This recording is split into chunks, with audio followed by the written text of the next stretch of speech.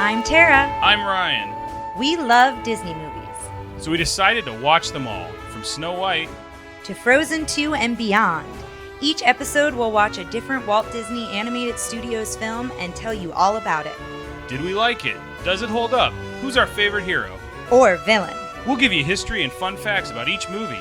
And sometimes we'll invite our friends to watch along with us. So put on your tiara or your evil crown and join us on our adventure. This is Tara and Ryan's Princess Diaries. Hey gang, we're back. It's us. It's Tara and Ryan. Here we are. This is our first one after Fantasia and Dumbo, where we're recording by ourselves and we feel lonely. We loved our guests. We'll give shout outs to Chris on Fantasia and Melissa on Dumbo. If you haven't heard those episodes, be sure to check them out. And you can hear me sound like Linda from Bob's Burgers.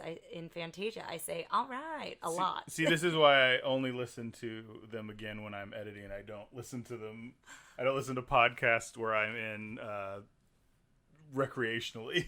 I like to listen to them to just hear the flow, and I think they're pretty good. So listeners, feel free to reach out and tell us what you think. So Tara, what are we watching today? Today we are watching Walt Disney's 1942 Bambi. So that is next on our list, and I'll hit you with the synopsis here. In this Disney classic, a young deer named Bambi joins his new friends, a rabbit named Thumper and a skunk named Flower, in exploring his forest home. As a boy, he learns from his doting mother and his father, the great prince of the forest, that there are dangers in the open meadows where hunters can spot the animals, and he meets a beautiful young doe named Faline, I think. Maybe? Faline or Faline? We'll find out. We'll find out.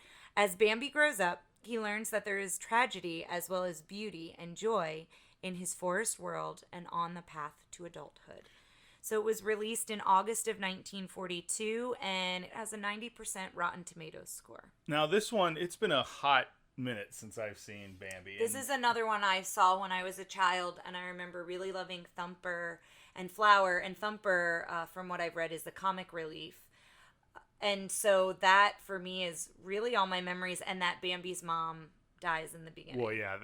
I think the fact that Bambi's mom dies is like such a cultural touchstone. I think it's a joke. It's kind of a thing where you go like, it's something that even the strongest man cries at when Bambi's mom dies.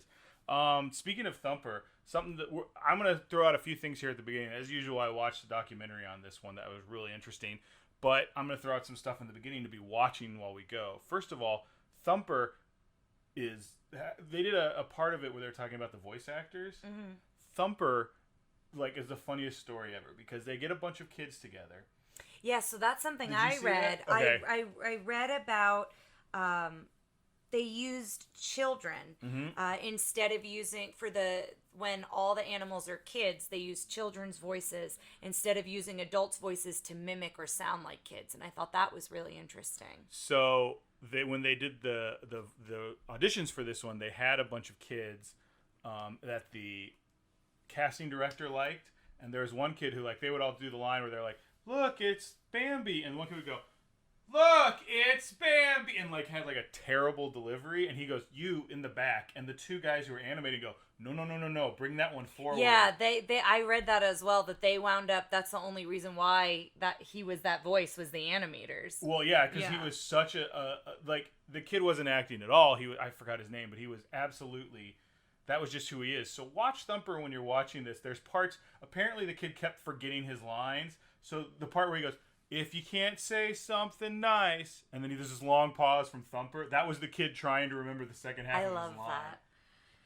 The other interesting thing about Thumper, and this will lead into what Bambi is based off of, Thumper was called Bobo in the first draft of the film, and Thumper's character is not originally in the novel that Bambi is based off of, but they felt that they needed some much-needed comic relief in this kind of very heavy heavy story for Bambi, and that leads me into the novel that this movie is based off of, and it is called Bambi: A Life in the Woods, and it was in 1923, and it was an Austrian novelist, And I read that his pen name is Felix Salten, and again, I'm probably butchering it. Salten.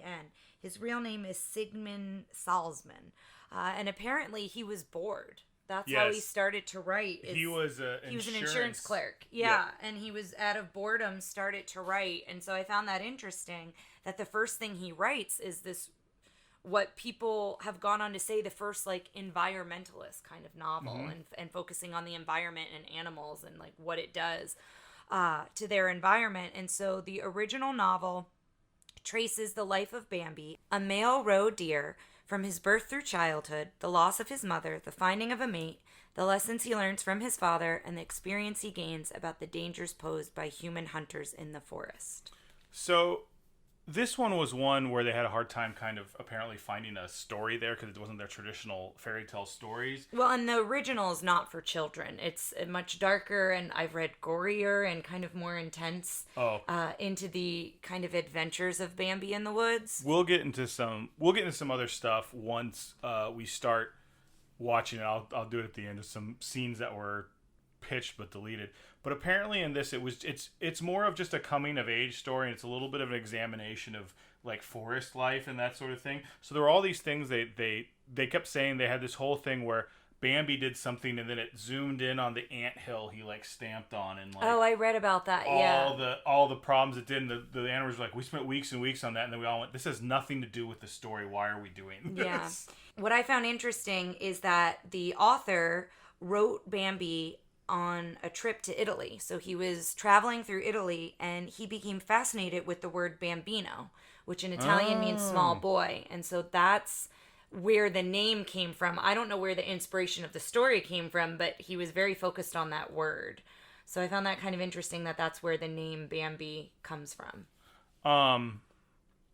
One thing I really want you especially, but the listeners as well, to look at while we're watching this. So you and I talked a lot about in Pinocchio and Snow White about the how much detail there is in the background and stuff like that, and how we're always looking at the background. This is going to have none of that, because one of the things they did is they tried to bring the same amount of detail into these forest settings, right? Mm-hmm. So the forests have, it was all these shots of like Bambi and his mother in one section. The rest of it was just leaves and surrounded by woods and all this stuff. And they would do all these details, and they're like, we're never going to get this done if we keep doing all these details. So they started looking towards Impressionism, and one of the reasons they did that, they hired this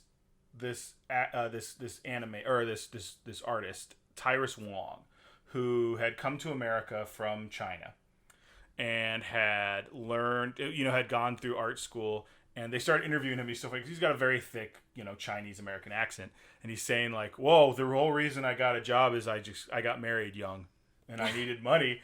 And he's like, so someone said, "Well, you're an artist. Why don't you go try get a job at Walt Disney Studio?"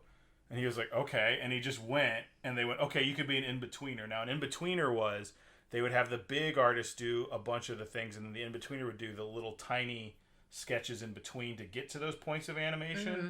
So, and everyone was like, "Oh yeah, that was a terrible job," and you would go crazy doing it, and we didn't pay much.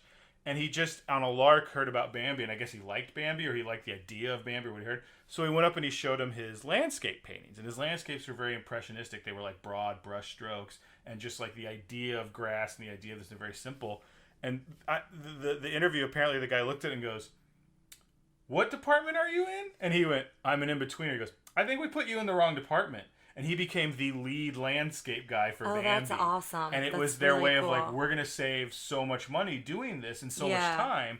But at the same time, it's gorgeous. It's impressionism. It's actual. Everyone looks at it and they're like, this is, it was completely different from what they're doing, but you don't ever feel like you're not in the woods. It doesn't feel, it just isn't, the carvings in the wood like they were in Snow White and everything like that. And I think they talk about how that helped people going forward of like, well, we can not skip out on stuff, but like give the idea of these things. And it's just funny to me that this guy who like joined Walt Disney Studios on a lark ends up becoming in a lot of ways a very influential animated movie character. And kind of becomes the the main person to kind of guide that work a little bit. I didn't dive too deep into him, but I don't know that he did very much Disney stuff after that. I think he ended up being concept artist for like movies and things. Not concept, what's it called? Storyboarding? Storyboarding. He was a storyboard artist for a lot of like live action movies. Well, and talking about, we've mentioned a couple times animation that gets reused or different ways that Disney saves money with Bambi. Animation from this film is reused more than in any other Disney movie, from what I've read. And so they mention that usually they reuse the incidental animations of the birds and the leaves in other Disney movies. Apparently, Bambi's mother appears in the very first shot of Beauty and the Beast. So that first scene when it's the deer is Bambi's mother. I also read Shere Khan in the Jungle Book. There's something connected to that with Bambi. And I wasn't, they didn't go into too much detail with that, so I'm not sure. One of the things I saw is they had the rain special effects, and apparently that exact rain that they've had in this movie has appeared at the time. They were like, because the documentary I saw was talking a lot about the Lion King and how much of the Lion King, like they used to pitch the Lion King as it's Bambi with lions. Yeah. And it's a couple other things, but one of the things they talk about is they're like, oh yeah, this rain, we use the exact same rain. We don't redo the rain. It's the rain from Bambi. Like not That's they awesome. recopy it. And that's in the 90s. All the still way up to talking about Pocahontas is what they were talking That's about. really great. And going back to some of the animations, apparently Bambi and his mother fully appear in The Rescuers. So we'll have to look out for that. That's in 1977. And I just found that interesting because we keep noticing characters that look similar, and the same thing with the rabbits. The rabbit family, Thumper's family, I believe, is similar to some of the woodland creatures in Snow White. So that was another thing that I read as well. And the squirrels. Apparently Thumper and the squirrels were not, I don't know if it was necessarily reused or influenced by Snow White. So that was something else that I found interesting because we're always kind of looking for those scenes. And those woodland creatures as well are used in Pinocchio. So, first. Yes. Yeah. Well, it's funny because they talk about that in the doc. They talk about how like they show the deer from Snow White that follows her into the dwarf's house and how much different it is from, you can tell they're in very similar veins, but they had live deer running throughout the studio. And didn't they become their pets? Like they Yes. hung around? They hung around afterwards. Which is really and cool. they basically they would just draw them, and they brought in like documentarians and naturalists to talk to them about that, and they would sit there and point out like I forgot the name of the naturalist who they brought in, but he was like, this poor deer, they just were like, he was just holding its leg and being like, look at the musculature and look at this and this and this, and they had there's a picture of like, it's probably set up a little bit, but it's a skunk on a little like side table, and there's a guy with a sketch just staring real close at the skunk. There was this, of course we'll post a documentary, but they were talking, one of the things that really struck me is they're talking about all the things that special effects artists do and all the things that Disney people would do to really get in there and see how things really looked. And there's a great shot of, it's 3 animators with a sketch thing around a bucket of water, and they're all staring at the bucket of water, and a guy just drops a watermelon in the bucket, and they like it's clearly for a publicity shot, and they all just keep their eyes open and like get splashed with water and go and just start scribbling down what they're doing. It was so good. I love hearing stories like that, and I think it makes each experience of each movie that an animator works on, like it's already so personal because it's their work, but then each kind of thing or activity that they had to do to create that animation, I find fascinating. Whether it's like animating the deer that come in the studio or the water or whatever it may be. So it's always cool to hear those stories. I have also a lot here, and I might not mention all of it, but kind of the villain of the story is Man. And it's Man in the Forest. And I have a couple different things here about Man in the Forest. And supposedly, Man in the Forest was a code phrase used by Disney employees when Walt was coming down the hallway. I forgot about So I loved that. I loved that, like, that's what they would say if Disney was, like, coming down the hallway and, like, they needed to alert somebody to it. Well, I'm watching all these documentaries that are definitely made by Disney. And I've read a book. I mean, Walt Disney is a man just like anybody else. I have a book that I really enjoy. I'll have to look at it again. It's been a long time since I read it. Because when I was growing up, there was children's artist and writer named Bill Peet, who wrote a bunch of books I liked, and he spent a lot of time doing storyboarding and stuff. He had a lot of influence on, I think, like the 101 Dalmatians and Sword in the Stone, and he worked on those, and so it's his autobiography, but it's also illustrated by him. Oh, cool. So there's, in fact, hold on, I'm gonna get it. I'm gonna show it to you. I'll be right back.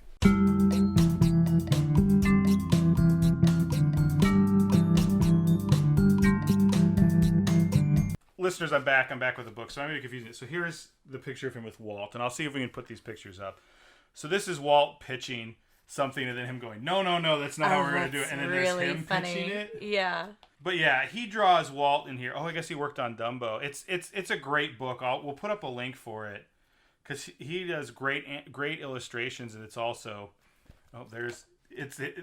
the Walt in here we'll get a picture of. But it's just, he's very stern in some of the pictures. And some of them you see him doing what he does in the pictures you see in the Disney documentary. But other ones he's very, like he looks like a crotchety old man. And that's kind of the Walt, I believe, having worked with very creative, strong figures like that. They do obviously have that really joyful side, but they also are very passionate, and passion swings both ways. Yes, yeah. Well, and there's such personal ideas, Mm-hmm. you know, when you're pitching those ideas. And this is another one that supposedly was one of Walt's personal favorites, but I feel like every movie I've said that on.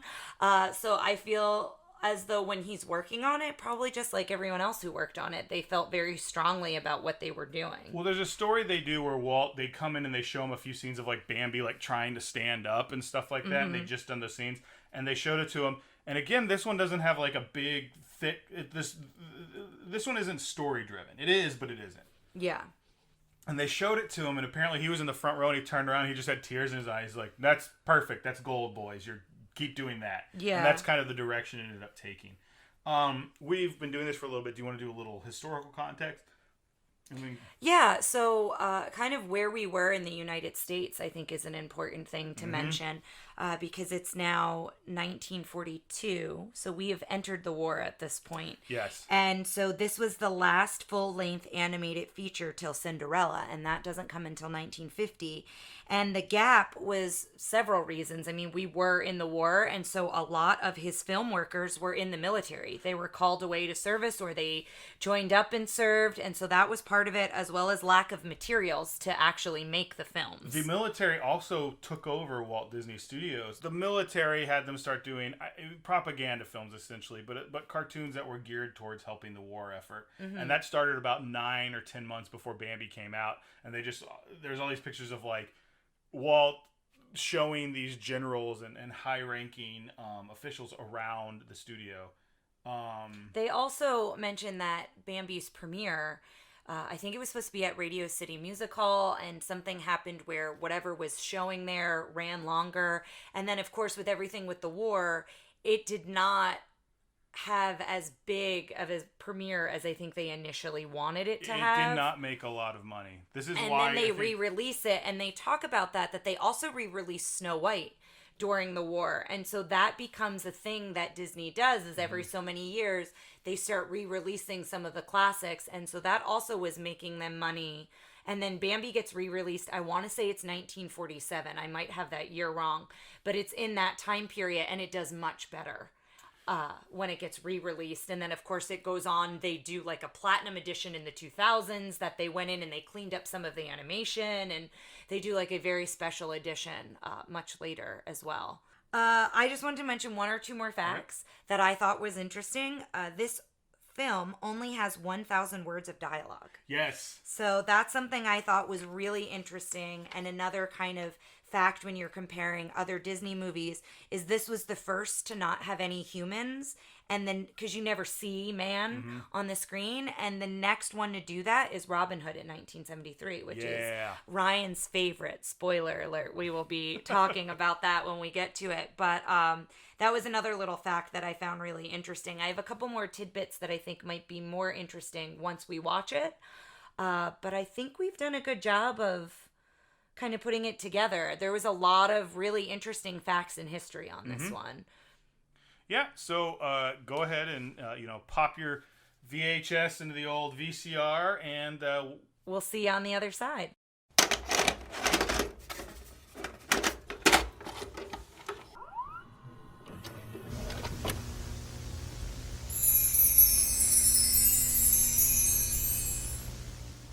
we're back.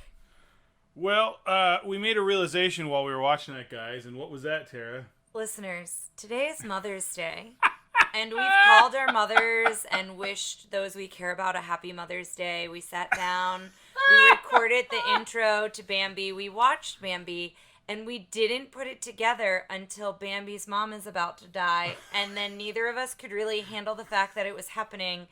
And then we were both like, why did we do this on Mother's Day?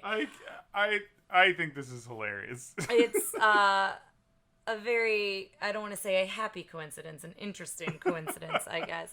And we can go into more of that scene when we get there in the movie. But we both really enjoyed it. It was delightful. It was so beautiful. It was very much felt like I enjoyed Dumbo, and Dumbo was a fun little movie to watch, but this felt like a piece of art. And, yes. And I don't know that I expressed this as much previous to watching the movie, but I did not like this movie growing up. I remember thinking it was a dumb movie. I think it was a kid, like, this is for babies. Like, I just remember not being interested in it, except for the Twitter-pated scene always made me laugh, and that was it. That's all I remember ever watching. And for me, I just really remember Thumper and Flower, and I was so surprised that Flower really isn't in it much for the presence that Flower has, because you really remember his character, but it's really mainly Thumper and Bambi. Well, I think, as main characters. I think marketing-wise, Flower's really in 3 scenes. Yeah, and they're really important scenes, but... Well, that's the thing about this. I don't feel like any scene... There are a few beats that are very important, but the story in general, like, this is legitimately the circle of life is what we're watching here. Yeah, and a lot of similarities to Lion King, or I guess Lion King was similar to this. They drew a lot in a lot of ways. But I guess what we'll do is what we normally do. We'll kind of go through it here and highlight some things. So it opens with the opening credits, which we've talked about in each one. And Love is a Song, which is really the only main song besides April Shower, Little April Showers, are the only 2 main songs that folks remember, but I could not recall a single song, and that's because it's mostly orchestral, it's mostly instrumental, and there is choirs of voices throughout, and so Love is a Song is what opens it. It opens the opening credits, and it starts to be played. Well, that was the thing about this whole thing, is it didn't feel like kind of like the usual Disney movie where it's like there are songs and everyone's doing this and that and the other. This felt like we were watching a nature documentary that happened to be about talking animals in a lot of ways. Like the way they drew everybody, the way everybody interacted, some of the movements. It never felt like, it wasn't like Thumper picked up something and like drank from a cup. Like Thumper did a few things that were obviously things rabbits don't do, but for the most part, Bambi walked around like a deer. Yeah, it was everybody just being the animals that they were. Yeah, and in the very beginning, before it opens, after all the opening credits, there was a mention, and we always like to write these down when we see them, and it says, "To Sidney A. Franklin, our sincere appreciation for his inspiring collaboration." So Ryan did a quick check on who that was and why he was thanked at the beginning of the movie. He was an MGM producer who had bought the rights to the book initially, and with the idea of, I'm going to make a live-action movie out of this. I don't know how in 1930s or whenever he got him, he thought he was going to make a live-action version, but when he decided to make an animated version, he came to Disney with the idea. So he is kind of the one who brought it to Disney. Yeah, and so the first thing it opens on is, I just said, the beautiful perspective. You're looking through the woods, and I know you wanted to mention a little bit about the multiplane camera. I'll post a documentary. I remember when I was growing up, there were specific documentaries just on the multiplane camera, and it was a video they played on Disney Channel, stuff like that. But it's a camera that is like 3 or 4 people tall, and the camera is at the top of it looking down through multiple panes of glass, and that's where they put the different cells, so that's why they can move them at different rates. So it's kind of like stop motion, but it's going through like a scene. Or at the beginning of this, it's them going through the forest, but it's different perspectives. It's different depths of the forest moving at different speeds. Yeah, like the waterfalls in the background, and then in the foreground, is that closer, are more the trees and the branches, but there's a window into you seeing the waterfall. But that's the thing. It's not just a foreground and a background. It's like 4 or 5 different things moving at different yes, speeds. but It's impressive. But the way they do it, you don't know that all that work went into it, but you can tell it was cared for. You know what I mean? They put a lot of care into it. It's a technique they'd been using in the other movies we've seen. It was kind of done really big in the old Windmill was like a very short. They did a silly symphony, or not even a silly symphony, but it was a short they did that did a lot of that technique. But this is the movie I remember being very much like the multiplane camera movie. And so after you've seen The Forest for a bit, it starts with the Grand Owl, who we loved Friend throughout. Owl. Friend Owl? I thought it was Grand Owl. No, there's Friend Owl. Oh, that makes more sense. So he's sleepy in the beginning, and he's kind of starting to stir. He's a little bit grumpy. He gets grumpier later, but he's my favorite character. He's great. So he's stirring. He was a real hoot. Oh, I like it. All the creatures are starting their day. So this is when we start to meet some of the recurring characters throughout the film. And Thumper, I think, is one of the first to talk, to say the new prince is here. Mm-hmm. It's time to see the new prince, and is letting all the creatures know. And the first thing I noticed is Thumper's eye color is different from the rest of his family, which I thought was neat. And in general, the rest of his family, his siblings and his mom, are all one color, and he's more gray than they are. So he's drawn different in his coloring, which I thought was neat. And so everybody basically starts running. What I love is, as you see the creatures starting their day, you see the owl going to sleep, trying to sleep during the day. And then everyone else kind of waking up and checking in on their babies and their children and whatnot.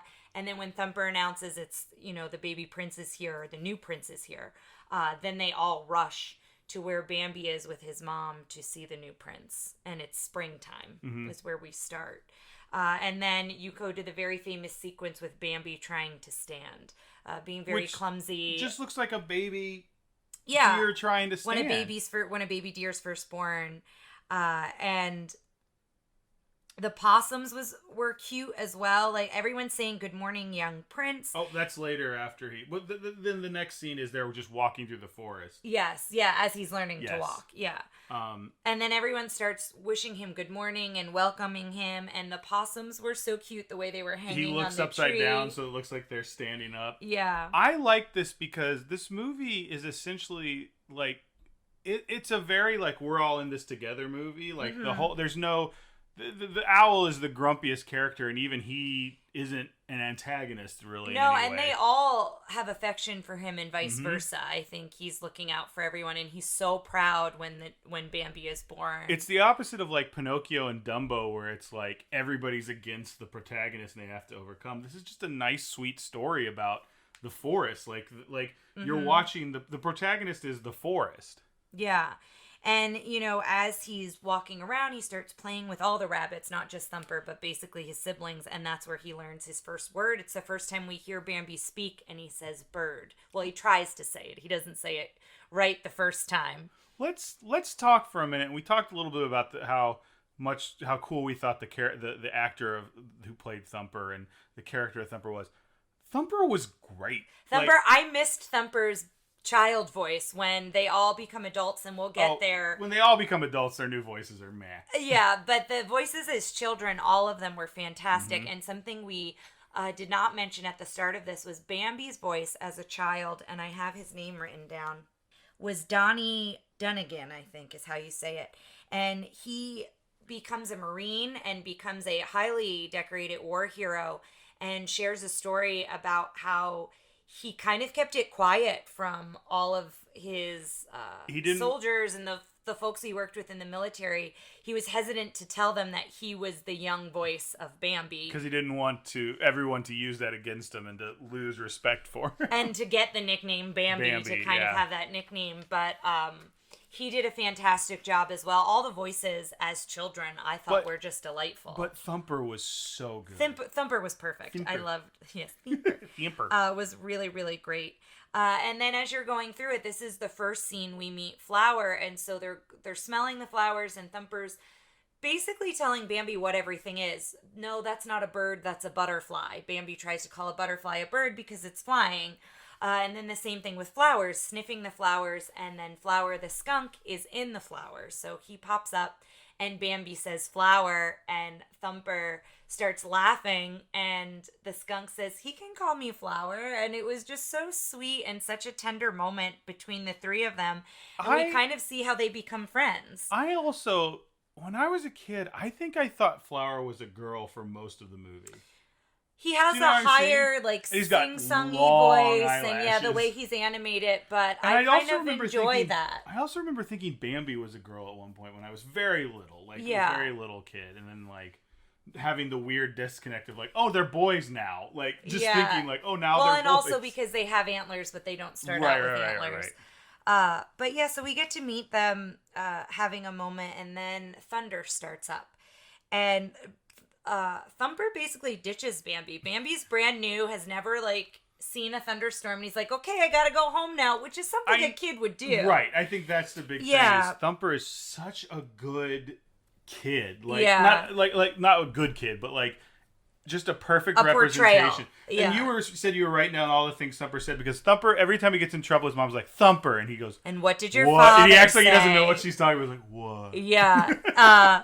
So I'll read one of those in a minute here, but after he ditches Bambi, Bambi finds his mom, so it doesn't take him long to get reunited with his mom, and then we hear the music, Little April Showers, which is such a beautiful song, and what I wrote here, and this happens throughout the movie, but the music matches so well to the animation and vice versa, and it reminded me of Fantasia, where certain things we talked about in Fantasia with the way that they animate it to the music and vice versa, this was so similar. The music played such an important role, I think, in this film, and a lot of it, again, was instrumental. And, you know, it, as the raindrops fell and as the lightning comes in and the storm's picking up, it emotes those feelings with you, and it matches so well with the animation. Well, I think if you look at, like, what year, do you remember what year Snow White was? 1937, 1938, right in there. So you've got 38 to 42. You've got 5 movies, so they were obviously all in production and kind of a tight. Yeah. Like, and it feels like a lot of the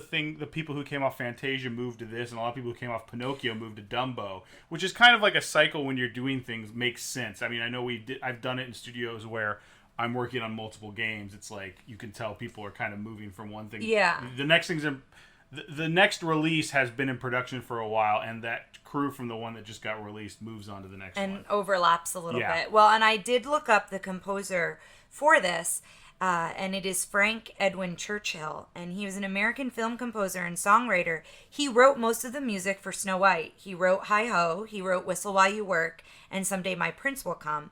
And he's he worked on Dumbo, he did Bambi, and then he does The Adventures of Ichabod and Mr. Toad, which we'll cover a little bit later.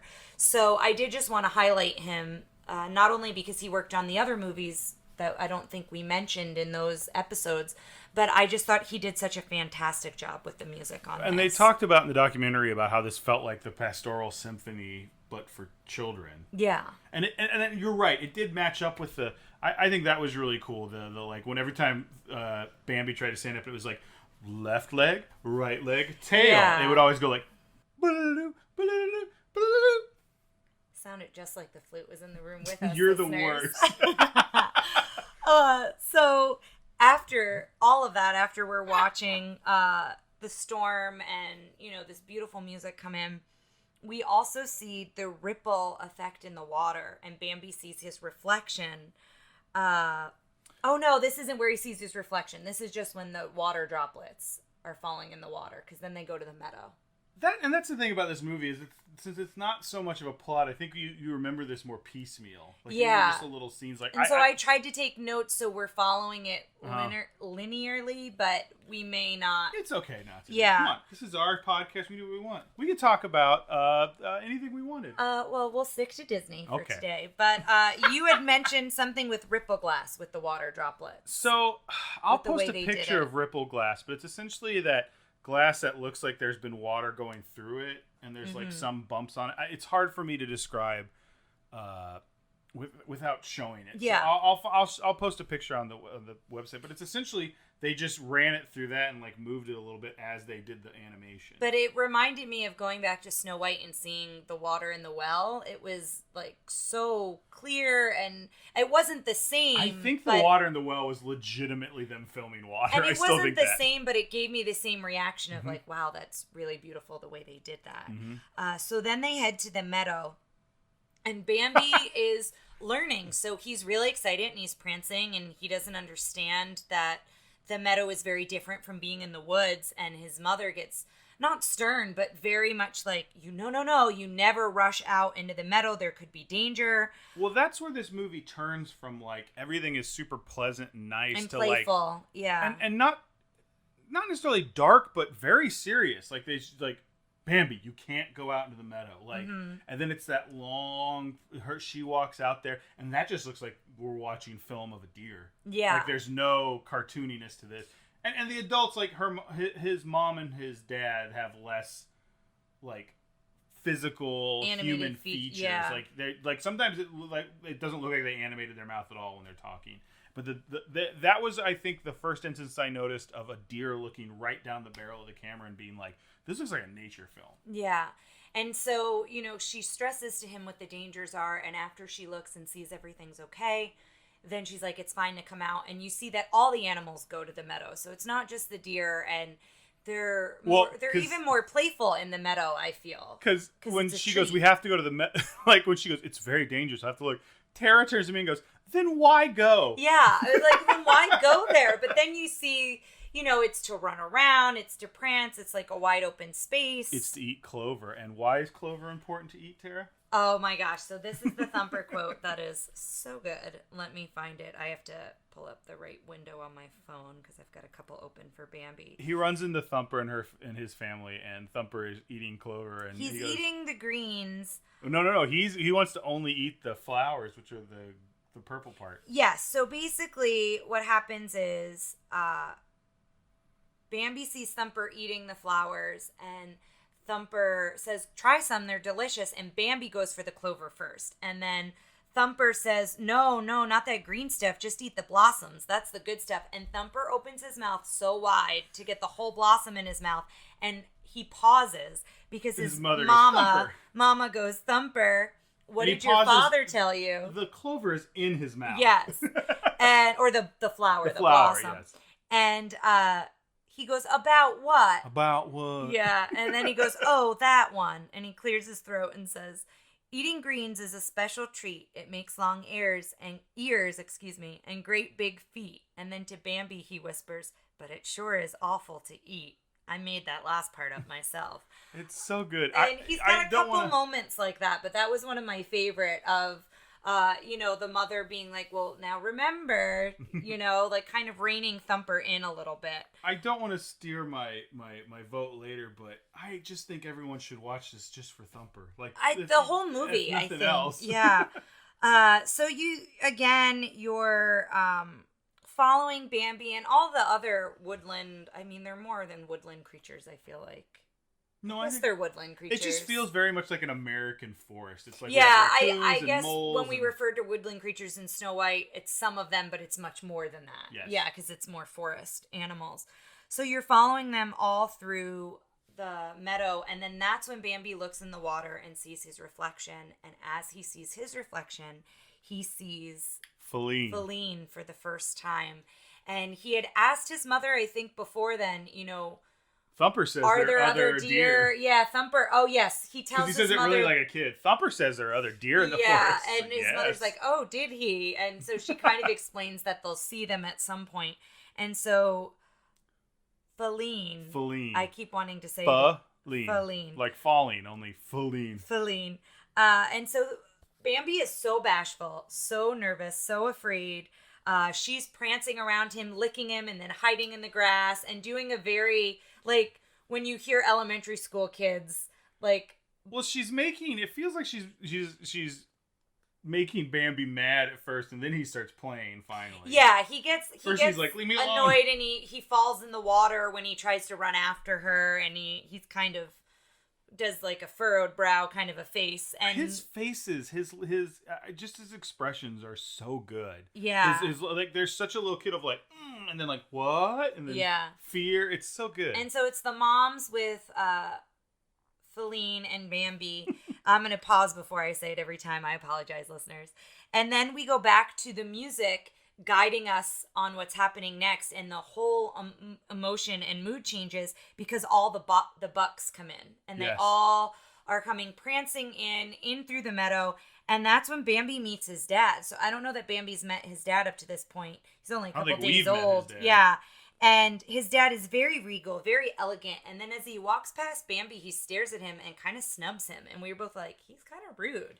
He winds up being better throughout the movie, but he's kind of rude in the beginning. I remember as a kid, like, legitimately not liking Bambi's dad. Yeah, and so his mother introduces Bambi's dad and says he's the great prince of the forest. He's brave, he's wise, he's outlived all these other deer. He's very old and lived the longest, and so that's why everyone looks up to him. That's why he has like this air about him. And we quickly realize why he's outlived everybody, because that's when we get signals that man is in the forest. We get signals from the birds, and each time it's usually the birds that signal them. The crows and the different birds in the trees, and they signal the great prince. The colors change, the music gets anxious. Like, I felt anxious for the animals again. It's a great job of changing mood, both visually and orally. Yeah. Like the way they do the music and everything. Yeah, and so Bambi's panicking. He's looking for his mom. His mom's looking for him, and I keep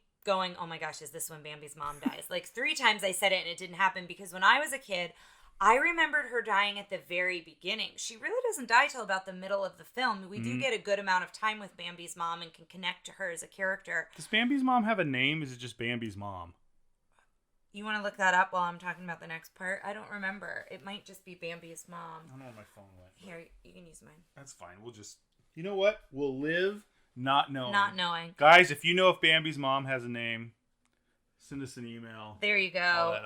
And let us know. Yeah. I think it is just Bambi's mom. But so they're panicking and very frantic and trying to find one another. And then Bambi's dad comes in at the last second, right before the shots ring out, and we hear the gunshots. And so he kind of comes in, and then we're like, oh, okay, we're back on board with Bambi's dad. Like, he snubbed him, but throughout the rest of the movie, he's stern, but he's very protective, and I think it's because he knows how in an instant you could be gone from a hunter. And so I think, I almost feel he's not trying to sugarcoat it for Bambi. He wants him to know the seriousness. Yeah. And that happens a little later when he's telling him to get up and all that. One thing I thought was interesting, I didn't realize until we saw this again, you never see a hunter. No, man is never, I think I briefly mentioned it in the beginning, but you never see man, and that was a choice. You see a campfire, you see a tent, you hear gunshots. It was funny because I remember there was a Comic-Con or something where a bunch of people dressed up as Disney villains, and they did a picture all together, and you're looking at it and you go like, why does that one guy look like Elmer Fudd? And then you go, oh no, he's the bad guy from Bambi. Yeah. And that's the thing is, I can't remember why, but I think I read somewhere that they did animate man into it at some point, and it was a very active choice to take him out. There was a scene where during the fire they panned past a dead person and their boots on burnt. Like it was like all charcoal around them, and then and they all went, yeah, we can't do this. Like they kept trying to figure out a way to. Walt wanted to show that man got his comeuppance in that fire. Which we'll get to later, at the end. And then they just were like, yeah, let's just not do this. I think it was more ominous not seeing him, and I think they made the right choice. And as we're going through the movie, it's really following it by season, and that's kind of a way to, as you see the seasons change and the different moments that come next. So autumn comes pretty quickly. We see the leaves. We see the leaves change color, and then you see a couple leaves that are dark and look as if they're dying, and they fall from the trees. And it turns to winter. And so as Bambi is sleepily waking up, he looks outside to say, Mama, what's all that white stuff? And she tells him it's snow. And so he goes out to explore the snow. And again, he reminded me of Animals. Our pup lady, we rescued her here in Texas. And so we were pretty sure she had never seen a lot of snow. and we went to visit family in the Kansas City area one Christmas, and it was so fun to watch her explore the snow and not really know what to make of it. And essentially that's what Bambi was doing. And I think even children, the first time they see snow, it's so hesitant but also very curious, and they did a very good job with that. And then he comes across Thumper, and this is, I think, a very iconic scene. I'll use my trademark word there. But when Thumper is skating on the ice, and I don't think you have a trademark on the word iconic. Probably not, but for the podcast, we'll say. But Thumper is skating on the ice. He's sliding on his butt, and he's pretty graceful on the ice. I'll have to look up which animator said this, but apparently they pitched it to Walt because when that animator was young, he remembers going out in the ice and falling a whole lot and then having all the hockey players zip by him. And so that was his pitch. He's like, oh, Bambi's me and Thumper's the hockey players. Yeah, and so you see Bamsy. Bamsy. You see Bambi. It's because I was doing Bambi and Clumsy. You see Bambi clumsy again. Like when he's first learning to stand, he's on the ice and Thumper's trying to help him and move his feet around and trying to get his footing on the ice. And then they go over to Flower. They find Flower in a den. Yeah, and that's all what I snugly. looked up. I don't have to see it here, but I'll just remember. I looked up, skunks hibernate? Do skunks actually hibernate? They do not, but they do go very inactive in the winter, but they are known to leave their dens to collect whatever it is. If you really pressed me, I don't think I could tell you if skunks were herbivores or carnivores. Yeah, I want to say they're herbivores, but I don't actually know. So we'll look that up as well, or you can look it up yourself. See, it's a great movie. Curious. We're learning stuff. Yeah. It's great. But yeah, Thumper asks him if he's hibernating, and he wakes him up by thumping his foot, which is, what Thumper does throughout. I'm thumping. Yeah. That's why they call me Thumper. So that's in the very beginning. But then as he's asking Flower about hibernating and sleeping, Flower says, all us flowers sleep in the winter. And then gets all snuggly with his tail and goes back to bed. Because what we want to do here is get this scene as absolutely cute and lovable as possible. Because after this scene... So then we move into kind of the harshness of winter. We see the snow and different snowstorms, and you see that the deer are having trouble finding food and they're eating bark. And Bambi mentions, being really hungry and that winter seems so long. And his mom is kind of reassuring him, it feels long, but, don't worry, spring's around the corner. And I feel you, Bambi. I am not a fan of the winter, so I could relate to that. One of the reasons moving out here to Texas, we don't get quite as long of a winter as some other folks do. And so then we get this excitement. They go out to the meadow and they see the first spring grass. And so Bambi's mom is like, look, here's the grass. Come have some. And then that's when we make the realization, the music changes. And I'm like, oh no, this is when Bambi's mom dies. And that's when we made the realization about Mother's Day. So that's when that all happened. And Bambi's mom is such a fierce and protective mother and is just telling him to keep running and to run as fast as he can and don't look back. And so Bambi's running and running and running, and you hear the gunshot, but we don't actually see what happens to Bambi's mom. You just hear it. And then one of the most heartbreaking scenes is just Bambi looking for his mom, calling out for her. He gets back and he's so excited and he says, we made it. And then he looks around and he realizes his mom is not with him. Well, one thing I wanted to point out is that they apparently started with the idea of animating her getting shot, just getting falling, hit and falling, and they took that out. And I think that was a much better choice because I think you mentally go there. I mean, it's a little bit more of a traumatic choice by not showing you, but I think again, the music, the way it's animated, there's takes no you music. there. There's 18 seconds of silence. Yes.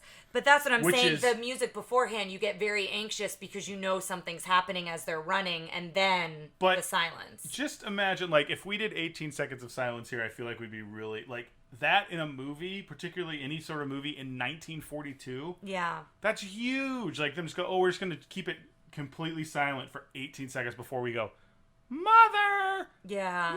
Mother! And then you're like, ugh. Yeah, it was a tough one, but I think they did it very well.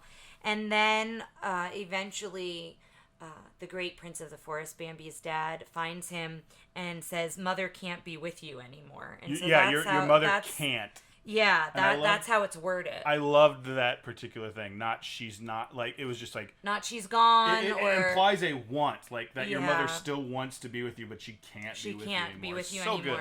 And so they go off. And now we move to, like, it goes from a very somber, very sad moment to all of a sudden it's springtime again, and all the birds are chirping and loving on each other. All the amorous birds. At which point I relate with the owl more than ever, because he comes out of his thing, he's like, get out of here, get out of my tree. Stop that racket. Yeah. And I was wondering if he's grumpy because he's sad he doesn't have a mate. We never see him with a mate in the movie. Maybe he wants to be alone. That's a choice. It is a choice, yeah. I just, he's very curmudgeon-y about it. And I guess he's trying to sleep. And maybe he was married. Maybe he's like grumpy. Could be. Maybe he's got some ex-wives, ex-owls. Yeah. But, he's trying to sleep. They're all chirping. He thinks they stopped the racket, and then they keep going. And then he's up in a tree, and all of a sudden the tree starts shaking that he's in. And that's when we see Bambi for the first time. And that goes by real quick, but that's something that deers do when they have that soft fuzz on their antlers, and then they rub them on trees to get it off and just have the hard antler underneath when they're older. And you see that a little bit, like you're seeing stuff slough off. And the flower petals shaking off the trees, yeah. And I was impressed that they, like, it's just like I said, it's like watching a nature documentary. Yes. I loved it. Yeah, it was so good. And you see him for the first time, no spots and antlers, and the owl points that out. And, and then Thumper comes in, and that's when I wrote here, I really miss Thumper's kid voice. Thumper and Flower. Everybody had kind of subpar voices. Which was fine, but then that's when the owl goes into one of Ryan's favorite parts, which is they're all Twitter-pated.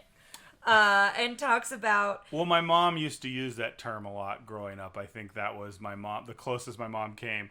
It went from they're Twitter-pated to legitimately renting the Miracle of Life video. There was no in between. So the owl talks about that, and he educates Bambi, Thumper, and Flower, and that whole scene is so good. He talks about you get weak in the knees, and your head starts to spin, and then you're walking on air. And he's doing all these things. The walking on air thing was real so funny. Good. And then he kind of tells it like a ghost story. It can happen to anyone, to you, and even you, Flower. And so then they all three of them prance, and Bambi's head is up proud, and so is Flower's, and Thumper's got his chest out, and they're like, it's not going to happen to us. Never going to happen to us. And then Flower falls first, and his nose and tail's in the air, and he gets like stiff as a board, and he turns bright red it when like she raises him. Up like a thermometer. Like a thermometer, yeah. And he goes, "Foof." And he first sees him, just her eyes and the flowers, which I thought was really pretty the way they did that. I love the conceit that in this world, all the women know exactly how Twitter pating works. And they're like, oh, there's a mate. I'll just be seen. Like, they hold all the power in this situation. Yes. I love it. It's so funny. And then Thumper's next to fall. Thumper looks at Bambi, and they're like, oh, gosh, we lost Flower. Well, we're just going to keep going. And then Thumper's mate is hilarious because she is singing, and she's kind of glowing. Preening. And she's fluffing her tail and her fur, and she's waving with her ears to wave hello. She does a big wave with her ears, and then Thumper goes like still, and then just does a little bit tiny of wave, tip of his ear. Mm-hmm. And then she kisses him, and his foot goes crazy. He thumps like crazy. And so Bambi goes to look back, and he's like, oh, man. And so now it's just Bambi. And when he comes across Feline, I had to look at my notes again. Speaking I'm so of 18 sorry. seconds of silence. I know, I'm so sorry, listeners. When he comes across Feline, he goes back to being clumsy Bambi, which I found so funny. He goes back to when they first met. Man. He goes back to when they first met, and he's clumsy in the water, and he gets caught in a branch. When she licks him, and he gets all like twisted up in the branches. And then he's daydreaming in the clouds, and they're prancing in the clouds. It goes to this kind of whimsical sequence of him kind of falling for her. And then it felt a little bit like The Lion King, like when Nala and Simba come back together and fall in and love. I think the scene after this next one feels like it even more so. I forgot about this scene again. That's okay. That's why I take notes, listeners. He makes fun of me, but that's why I've got him here. I never in my life have made fun of my wife ever once. So then they come across another buck who's very aggressive, like very just comes intense, out of nowhere and is like, Feline is mine. No, like, yeah, she's mine. We're gonna call this one Chad. Okay, so Chad comes out and is very, very intense, and so then they start to fight. Bambi and Chad, and the way the animation and the music, so there's the lighting on the silhouettes, they change colors, and the way that they're fighting and the way they do the lighting and the coloring is really unique, and I really liked the way they did this scene. And it's interesting because it looks like they just drew deer fighting, but then every once in a while you get a sense of which one's Bambi because they cut to his face and he's got the expression. The other one just has a mean look the whole time. Yeah, and his antlers are different, so you can kind of tell a little bit. But it's just mostly that they're still able to get that Disney personality on a character in a very, very real-looking scene. Yeah, and so Bambi fights for her, and when he's up at the top of the rock looking down, like he knocks Chad off the rock. The lighting, when he's on the top of the rock, he looks like his dad. Yeah. It's a throwback to the beginning of the movie when you meet the great prince of the forest for the first time. And so I really like the way they did that. And then they go into Prancing in the Flowers, which reminds me of Can You Feel the Love Tonight? Yes. It's a very similar sequence. All the flowers are blowing and they're prancing together and getting to know each other.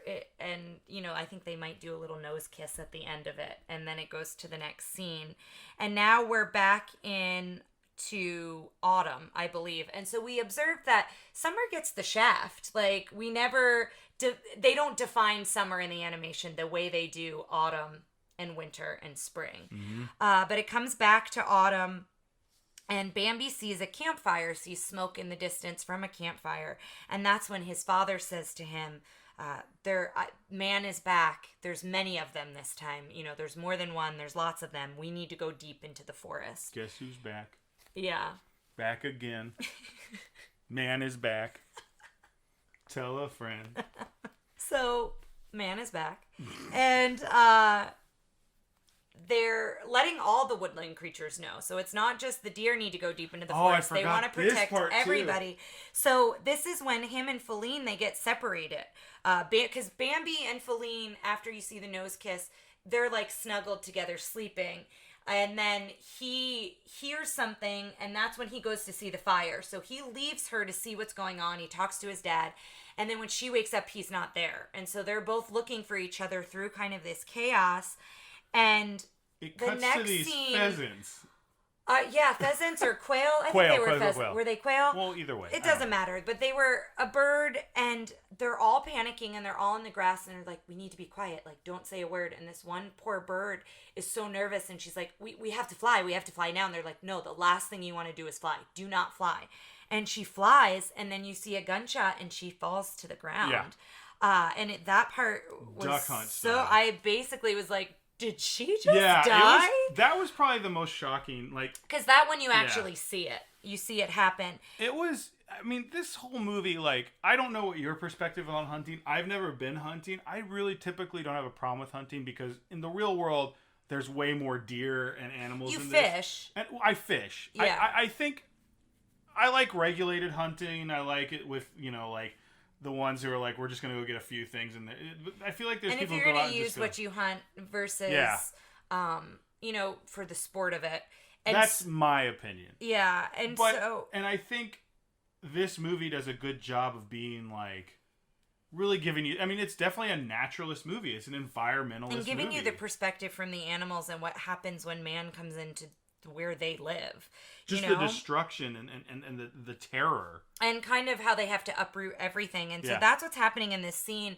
And then at the same time, we go back to Feline, and she is now being chased by really angry and almost rabid-looking dogs. Very sharp teeth.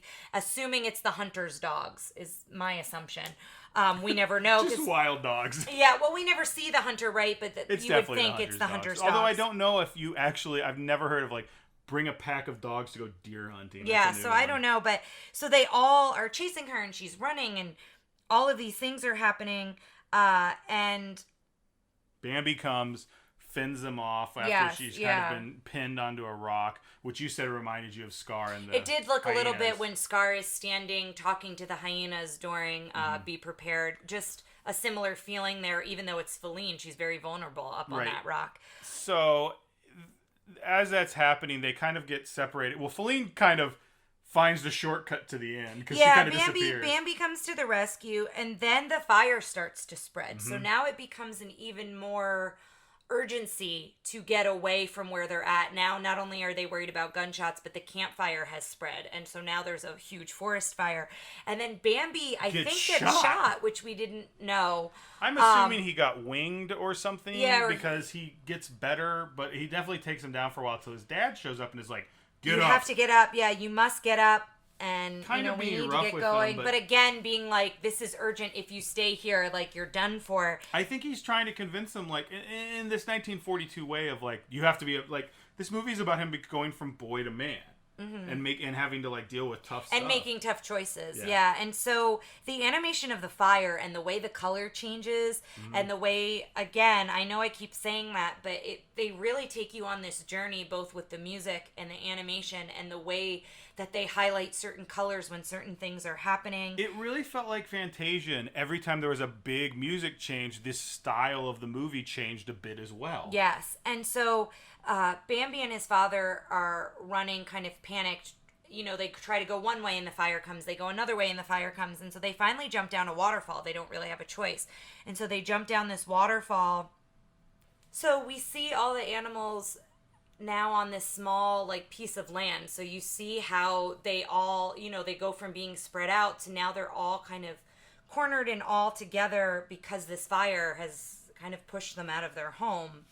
And then I think the next scene is springtime again, right? And we cut to a scene of, like, the first shot is a couple, like, stumps and things that have burned down, and there's moss growing on it. It's the circle of life story of this movie about, you know, destruction and rebirth and death and death and, like, the next cycle coming through. And and we do see Feline reunited with Bambi before we cut to spring again. But yeah, you're seeing the circle of life and how things go on and the animals adapt and where they're at. And then we're seeing the next stage because all the animals start declaring it's happened. And and very reminiscent to that first scene when Thumper is excited to meet the new prince. And you got a kick out of this when Thumper and his whole family shows up and all of them are thumping. Yeah, I think that they may all be boys. I don't know. They could be girls. It doesn't matter. But all the bunnies are thumping. And they're also excited to meet the two fawns, and we realize there's not one, there's two. And we notice that we think it's a boy and a girl because they're animated very similar to baby Bambi or young Bambi and young Feline. I know, I'm trying. And so then I think it's the owl who says Bambi must be so proud, and we cut to Bambi and his father. He's like overlooking, and it's a far shot. Overlooking the forest. And this was my one thing, because it does feel like it's like Bambi is like now going to go away and be a very minor part, a very not big part of his children's life, which is kind of a bummer. Yeah, but I think it's more if he protects the forest. I think that's what we realize with his father is... It's also, this is the nature show. Like I was saying, it's a nature show, and this is nature. Like, unfortunately, the men don't stick around like all of us should. And then that's how it ends. You know, it cuts to the last scene there. This one didn't feel like it wrapped up quickly like some of the other ones we've seen. I felt it came to a natural, like a good place to end. All right, guys, so that was Bambi. And we both really loved it. I gotta say, especially for a movie that I remember not liking as a kid, I didn't like a lot of these Golden Age because probably I was just a dumb little kid. But, like, this felt great. Give yourself credit. All right, I was a mildly intelligent kid. But we both we came away from it really enjoying it, and so we'll kind of review some of the questions we talk about. Let's do that. How was the princess? Or in this case, Bambi. Yeah, well, Bambi, and I think we could say Feline. I love eventually Bambi. Is a princess. He's a prince. He is a prince. It's the first, like, prince centered movie we've seen. And so I loved both of them. I thought they were both great characters. Oh, Bambi and Feline? Yeah. Feline was I thought Feline was fine. I mean, we'll jump ahead to our female agency in these movies. I loved the mom. The mom was so fierce and so protective, and I mean, she felt like a strong single mom. Yeah, she was great. Well, and even she wasn't like, she had respect for his father, and she only briefly told Bambi about him, but I think she was great, and I think Feline is more of she's with Bambi where they haven't experienced much. So when Man comes in and she's panicking, I can't say I blame her because it's her first time experiencing that, just like it was Bambi's first time experiencing that. How was the villain?